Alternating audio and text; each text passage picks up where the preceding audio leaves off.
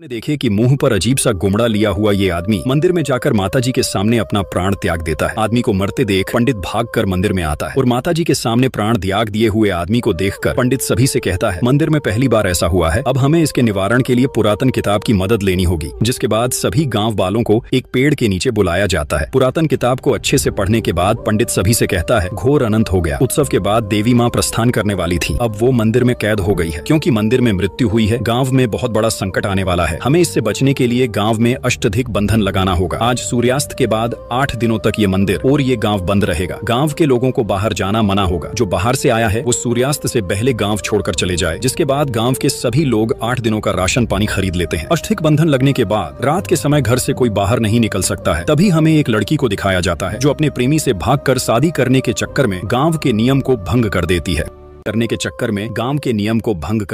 लड़का और लड़की गांव से बाहर जाने का प्लान कर ही रहे थे, तभी ट्रेन आदमी को ठोक देती है। लड़की इस खौफनाक दृश्य को देखकर घबरा जाती है। गांव में लड़की के कदम रखते ही सारी जली हुई मसाले बुझ जाती हैं। लड़की अपने मुंह को मधुमक्खी के छत्ते में डालकर प्राण त्याग देती है। तभी रात के समय जंगल में से औरत को किसी की रोने की आवाज सुनाई देती है। औरत उसके पास जाती है तो आदमी हंसुआ से कुछ कर रहा था। औरत उसका नाम लेकर रोने की वजह पूछती है, तभी वो अपनी गर्दन काट लेता है। आदमी को मरते हुए देख औरत जोरों से चिल्लाती है। तभी गांव वाले भी आ जाते हैं। उस सदमे से औरत होश में नहीं थी, तभी वो अपने कान में सुए को डालकर आत्महत्या कर लेती है। गांव को श्राप लग गया था, कोई भी किसी को मरते देखेगा तो वो भी मारा जाएगा। गांव में सभी एक एक करके मारे जा रहे थे। गांव वाले पुजारी से हैं। पुजारी बताता है या तो इसने दर्द के वजह से आत्महत्या की है या तो किसी ने गांव के अष्टधिक बंधन को तोड़ा है। ये सुनकर सभी घबरा जाते हैं। तभी पुजारी गांव वालों से पूछता है, क्या किसी ने नियम को तोड़ा है? सभी गांव वाले ना कहते हैं। तभी गांव का दुष्ट अभय पुजारी को अनाप शनाप बोलने लगता है, लेकिन पुजारी उसकी बातों को बुरा नहीं लगाता है और गांव के सरपंच से कहता है, इस गांव से कोई भी बाहर नहीं निकल सकता। गांव का सरपंच अपने साथी से गांव के हर घर जाकर चेक करने को कहता है। कोई गांव से बाहर तो नहीं गया, सभी के घर जाकर चेक किया जाता है। एक घर ऐसा था जो गांव वालों से झूठ कहते हैं कि उनकी लड़की घर पर ही है। दरअसल आदमी की लड़की ने ही गांव के अष्टधिक बंधन को तोड़ा था। लड़की के भागने की बदनामी से वो लोग गांव वाले से ये बात छुपा रहे थे। महिला के क्रियाकर्म करते समय उसके भाई को उसके चेहरे पर अजीब से घाव को देखकर कुछ याद आता है। तभी एक कोये को मरते देख अघोरी समझ जाता है कि मंदिर में मौत होने की वजह से ये सब हो रहा है।